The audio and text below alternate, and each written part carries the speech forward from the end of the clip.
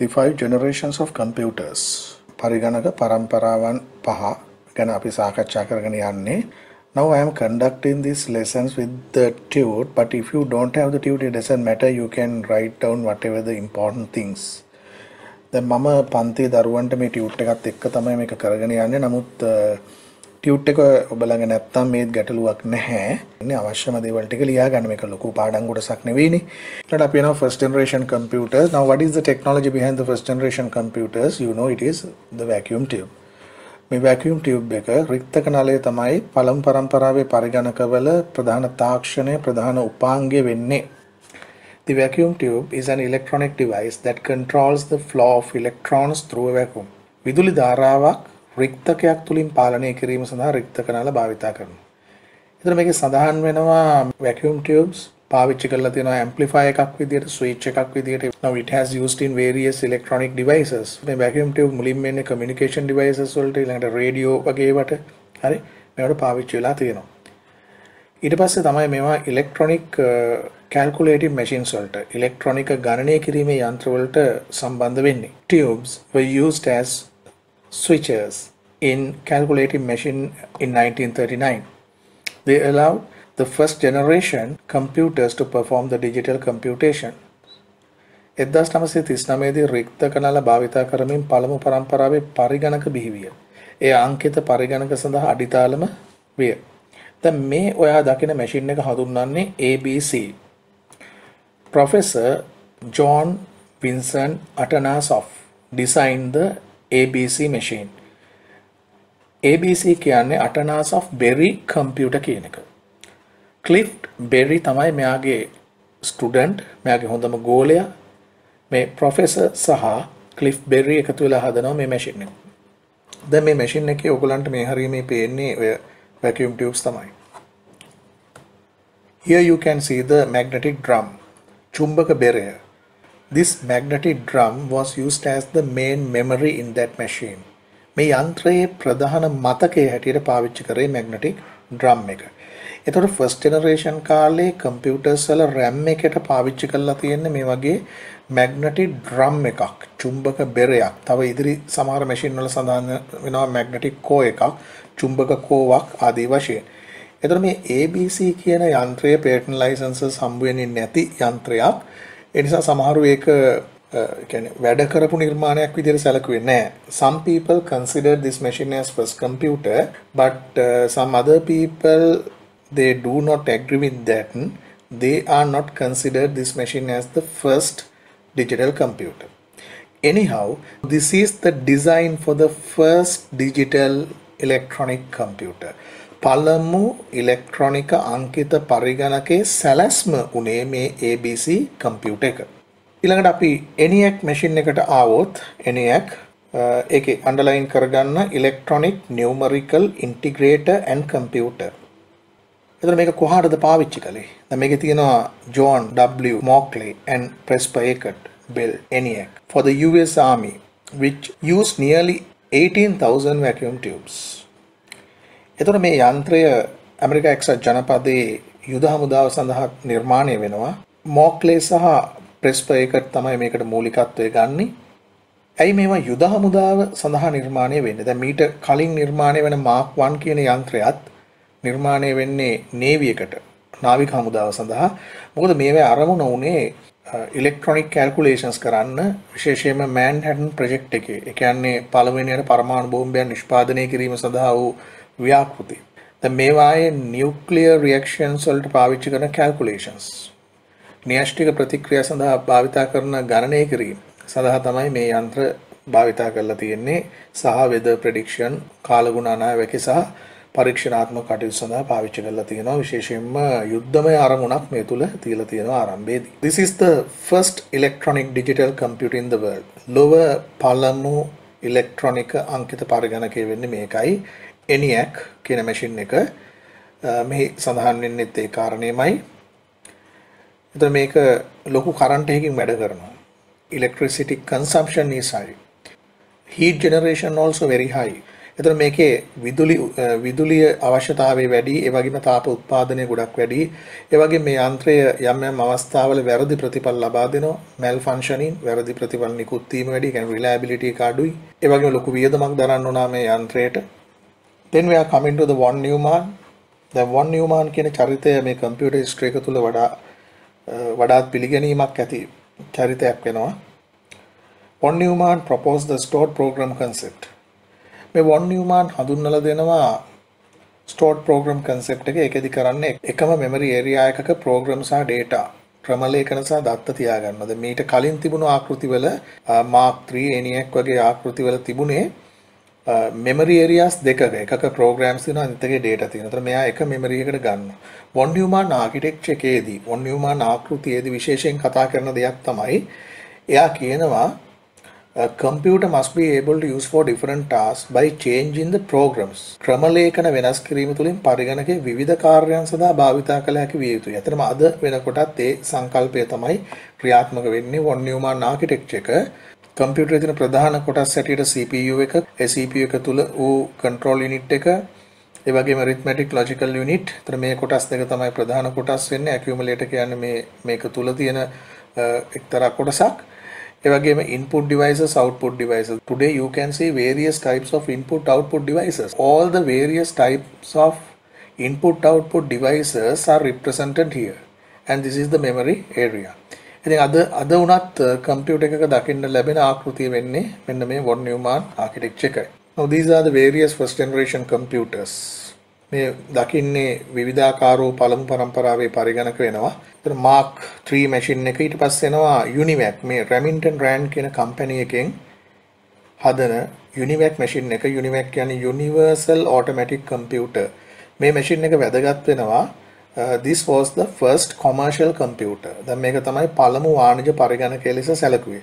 ඒ කියන්නේ සල්ලි වලට පළවෙනියට විකුණපු පරිගණක වෙළඳපොළ නිර්මාණය වෙන්නේ මේ මැෂින් එක හරහා. ඒතර මේකත් සාමාන්‍ය විශාල පරිගණකයක් වෙනවා අද තියෙන පරිගණකවල ප්‍රමාණයත් එක්ක ගත්තහම. ඒ කාලේ කම්පියුටර්ස් වල ඔපරේටින් සිස්ටම් එකක් තිබුණේ නැහැ.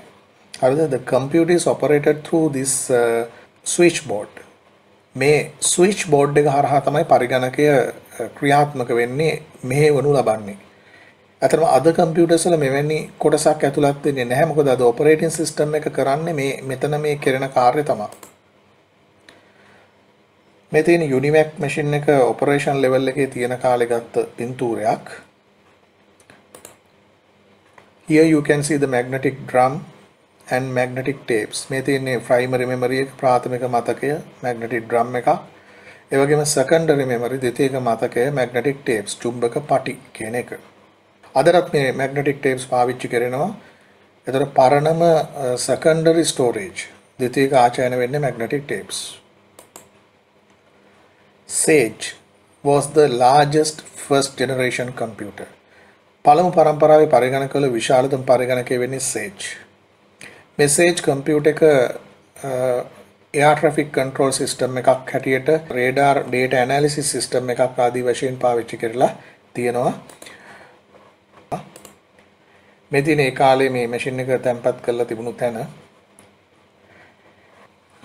Now when we talk about the first generation computers, those are relied on the machine language. පළමු පරම්පරාවේ පරිගණක ක්‍රියාත්මක වුණේ machine language යාන්ත්‍රික භාෂාව මතක. That means we have to write the program in binary, that means machine code. අපිට programs ලියන්න සිද්ධ වෙන්නේ machine code එකෙන්මයි. ඒතර ඒ කාලේ මිනිස්සු මේ විදිහට තමයි ලියලා තියෙන්නේ. ඒතර punch card තමයි පාවිච්චි කරලා තියෙන data enter කරන්න. සිදුරුපත්. They were very expensive to operate, and in addition to using a great deal of electricity, generated a lot of heat, which was oftenly cause of malfunctions. ක්‍රියාත්මක කිරීම සඳහා අධික වියදම සහ වැඩි විදුලිය වැයවීමක් මෙන්ම වැඩි තාපය නිකුත් වීමක්. මේ මැෂින් එකෙන් වැරදි ප්‍රතිඵල සැරෙන් සැරේ ලබා දීලා තියෙනවා. මේවා ඒ මැෂින්ස් ෆස්ට් ජෙනරේෂන් මැෂින්ස් වල තියෙන දුර්වලතාවයන් වෙනවා. රික්තක නලය වෙනුවට භාවිතා කරන්න මිනිස්සු හදනවා ට්‍රාන්සිස්ටර් එක. With the transistor, it started a new generation called second generation of computers. It says the transistor was invented in 1947. 1947 දී තමයි transistor එක මුල් වරට සොයාගන්නේ Bell lab එකේ. ඊට පස්සේ මේක vacuum tube එක වෙනුවට පාවිච්චි කරනවා. It was far superior to the vacuum tube, allowing computers to become smaller, faster, cheaper, more energy efficient and more reliable than their first generation predecessors. 1947 bell විද්‍යාගාරයේ නිපද වූ ට්‍රාන්සිස්ටරය රික්තක නලය වෙනුවට භාවිතා කරන ලදී. ට්‍රාන්සිස්ටරය නිසා පරිගණක කුඩා වීම, වේගවත් බව, අඩු වියදමකින් මෙන්ම වැඩි විදුලි කාර්යක්ෂමතාවයකින් සහ වැඩි විශ්වාසයකින් පරිගණක භාවිතයට මඟ පෑදුලි කියලා සටහන් කරලා තියෙනවා ටියුට් එකේ. second generation computers වල හැබැයි තවදුරටත් අර magnetic core memory, magnetic drum, magnetic core සිංහලෙන් කියනවා චුම්බක කෝවක් කියලා. ඒතර magnetic drum වගේම අවස්ථාවක් තමයි. ඒතර main memory එකට ප්‍රධාන මතකයේ විදිහට පාවිච්චි කරනවා. magnetic tapes used as the secondary storages. ද්විතීයික ආචායන සඳහා භාවිතා වෙනවා magnetic tapes. අපි ගත්තාම මේ second generation computers අර first generation computers වලට වඩා ප්‍රමාණයෙන් අඩු වෙනවා. ඒ වගේම ඊට වඩා powerful වෙනවා. හැබැයි මේ තුලත් අපිට input devices විදිහට keyboard එහෙම දකින්න ලැබෙන්නේ නැහැ. output device එක විදිහට printer එක තමයි ඒ ආකාරයෙන් පාවිච්චි වෙන්නේ. මේ තියන්නේ punch card. තර punch card පාවිච්චි කරලා data insertion method එක විදිහට දත්ත ඇතුළත් කිරීමේ ක්‍රමවේදයේ විදිහට punch card තමයි පාවිච්චි වෙන්නේ. අතර මේ punch card එකේ තියෙන punch holes, දැන් මේ තියෙන මේ punch hole එකක් binary represent කරන්න, දීමේ ආකාරය නිරූපණය කරන්න හොඳ අවස්ථාවක් වෙනවානේ. දැන් punch කරලා තියෙනවා නම් ඒක 1 වෙනවා, punch කරලා නැත්නම් 0. ඒ ආකාරයෙන් කොහොමරි අවස්ථා දෙකක්. හරි. Now punch card can be used to represent the two status of data. ආකාර දෙකකින් පවතින දත්ත නිරූපණය කරන්න මේ සිදුරුපත් භාවිතා කරන්න පුළුවන්. ඒ වගේම මෙතන disk drivers මුලින්ම ෆීල්ඩ් එකට එන්නේ මේ කාලේ. මේ තියෙන්නේ පළවෙනි commercial hard disk එක, disk drive එක වෙනවා. මේක ඇත්තටම දැන් සාමාන්‍ය මේකේ දැන් විශාලත්වය හිතා ගන්න පුළුවන් නේද? දැන් මේකේ capacity එක තියලා තියෙන්නේ 10 MB වගේ ප්‍රමාණයක්. ඉතින් ඇත්තටම ඒක ඒ කාලේ තිබ්බ ටෙක්ස්ට් data විතරයිනේ, ලිඛිත දත්ත විතරයි. ඉතින් ඒ කාලේට ඒක ප්‍රමාණවත් වෙන්නේ නැති. එතන මේ තියෙන්නේ first hard disk එක තමයි. ඒක එතකොට internal hard disk එකක් නෙවෙයි, ඒක external device එකක් විදියට පරිගණකයෙන් බාහිරව පිහිටු උපාංගයක් විදියට තමයි සම්බන්ධ වෙන්නේ. ඊළඟට මෙතන ඔයාලට පේනවා මේ තියෙන්නේ keyboard එකක් නෙවෙයි, මෙතන ඇත්තට punch card writing machine එකක්. මෙතනක් තියෙනවා නේද typewriter එක වගේ එකක්. ඇත්තටම වෙලා තියෙන keyboard එක නැත්නම් එහෙම නැත්නම් මෙතන තියෙන typewriter එක directly computer එකට සම්බන්ධ වෙන්නේ නැහැ. This particular unit used to prepare the punch card. Then punch card are used to insert data into the computer system. එතන මේ උපකරණයේ හරහා මෙතන type කරලා punch card හදලා ඒ punch card ටික තමයි ගිහලා computers වලට දාන්නේ. ඒ විදිහට තමයි data insertion method එක වෙලා තියෙන්නේ. IBM තමයි මේ කාලේ මාකට් එකේ ඉදිරියෙන්ම තිබුණු ආයතන වෙන IBM computers තමයි ප්‍රධාන වශයෙන් දකින්න ලැබුණේ. ඒතර ටියුට් එකේ තියෙනවා second generation computers moved from the binary machine language to assembly language. ඒතර assembly භාෂාව හඳුන්වලා දෙන්නේ මේ කාලේ. ඒතර මතක තියාගන්න assembly language එක කියන එක second generation කාලේ ආවට second generation කාලේ හැම machine එකක්ම assembly වලින් වැඩ කරන්නේ නෙවෙයි. At the beginning machine language was used to insert data and program. Then they developed the assembly language. දැන් මුලින්ම යාන්ත්‍රික භාෂාව වෙනවා second generation කාලේ, ඊළඟට assembly එක හඳුන්වලා දෙනවා. එතකොට assembly language එක තිබුණේ මේ second generation කාලේ තමයි. හැබැයි second generation හැම machine එකක්ම assembly වලින් වැඩ කළා නෙවෙයි. එතකොට මෙතන සඳහන් වෙනවා electronic General Electronic Corporation delivered the electronic recording machine. හරි, මේ ERMA කියන machine එක මේක හඳුන්වලා දෙන්නේ Bank of America in California.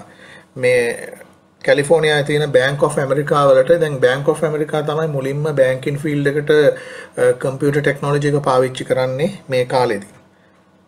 These are the second generation computers. Right. එතකොට දැන් assembly language එකෙන් පස්සේ එනවා high level languages, ඉහළ මට්ටමේ භාෂාවන් කියන ඒවා. එතකොට මේ ඒවා ආරම්භ කරන්නේ COBOL Fortran. එතකොට COBOL Fortran languages පාවිච්චි වෙලා තියෙන්නේ මේ second generation තිබ්බ කාලෙම තමයි. එතකොට second generation computers තිබ්බ කාලෙම තමයි high level languages ආරම්භ කරන්නේත්. Then we are coming to the third generation computers. You know the technology behind the third generation computers was IC, integrated circuit, අනුකලිත පරිපථ. Now what is an IC? IC එකක් කියන්නේ මොකක්ද? It is a collection of transistors.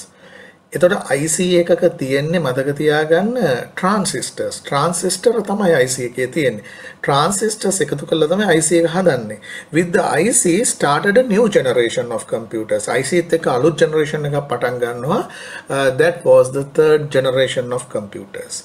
ඒක තුන්වෙනි පරම්පරාවේ පරිගණක වෙනවා. පරිගණකවල ලොකු වෙනසක් ඇති වෙනවා මේ IC එක්ක. එතකොට මෙන්න මේ වගේ සර්කිට් බෝඩ්ස් වල අපිට පේනවා මේ IC ගණනාවක් තියෙනවා. අද අපිට මේ මට්ටමේම සර්කිට් බෝඩ්ස් දකින්න ලැබෙන්නේ IC විශාල ප්‍රමාණයක් තියෙන සර්කිට් බෝඩ්ස් අද කම්පියුටර්ස් වල දකින්න ලැබෙන්නේ නැහැ. ඒ වෙනුවට තියෙන්නේ ලොකු IC එකක් වගේ තියෙන microprocessor එක. But in the third generation computer circuits were built using various ICs, integrated circuit, අනුකලිත පරිපථ භාවිතා කරලා තමයි මේ third generation කාලේ මේ computer circuit පරිගණකවල පරිපථ නිර්මාණය වෙලා තියෙන්නේ. ඒතර මේ කාලේ තමයි මුලින්ම keyboard එක ඒ වගේම monitor එක හඳුන්වලා දෙන්නේ. IBM System 360 was the most popular machine in the third generation computers. තුන්වන පරම්පරාවේ පරිගණකවල වඩාත්ම සාර්ථක නැත්නම් වඩාත්ම ජනප්‍රිය යන්ත්‍රය වුණේ IBM System 360. මෙතින් ඒ කාලේ මැෂින් එකේ වැඩ කරන ඒවා. එතකොට අපිට පේනවා අර first generation second generation වලට වඩා මේ machines වල ප්‍රමාණය එන්න අඩු වෙනවා. නමුත් අද අපි දකින අපේ සාමාන්‍ය computers වලට වඩා මේවා විශාල යන්ත්‍ර වෙනවා. එතකොට magnetic tapes වගේ ඒවා මේවත් පාවිච්චි වෙනවා. මේ තියෙන මේ terminals කියලා තමයි මේක හඳුන්වන්නේ. මේක ඇත්තටම අද අපි දකින personal computer එකක් නෙවෙයි. This unit attached to the computer. Actually in a computer this type of several units are there. මේ සාමාන්‍ය පරිගණකයක මේ જાතිය ඒකක කීපයක්ම තියලා තියෙනවා. මේවා අපි terminals කියලා හඳුන්වනවා. දැන් මේක පාවිච්චි කරේ data inputs සහ outputs සඳහා තමයි. විශේෂයෙන්ම data inputs වලට තමයි පාවිච්චි කරේ. ඒ කියන්නේ input කරන දේ මෙතන පෙන්නනවා.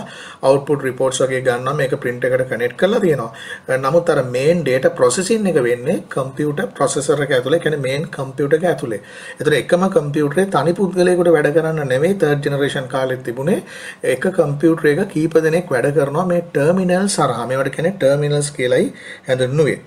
ටියුට් එකේ සඳහන් වෙනවා instead of punch cards and printouts, user interacted with the third generation computers through keyboard and monitor. යතුරු පූර්ව සහ සංදර්ශක තිරේ මගින් පරිශීලකයා පරිගණකය සමග කටයුතු කිරීම ආරම්භුණා. දැන් මෙතනදී punch card වෙනුවට හැබැයි punch card පාවිච්චියත් ඒ කාලය තුල තිබුණා. නමුත් ඊට අමතරව punch card replace වෙනවා keyboard එක හරහා. ඊළඟට ASCII code එක හඳුන්වා දෙන්නේ මේ කාලෙම තමයි American Standard Code for Information Interchange කියන එක ASCII code එක 7 bits code එක. ඊළඟට මේ කාලේ තිබ්බ circuits හඳුන්වනවා දැන් SSI කියන්නේ small scale integration. small scale integration කියන එක තමයි SSI. SSI circuits කියලා කියන්නේ දැන් මේ ටික සටහන් කරගෙන යන්න SSI circuits කියලා කියන්නේ small scale integrated circuits. කුඩා ප්‍රමාණයේ අනුකලිත පරිපථ.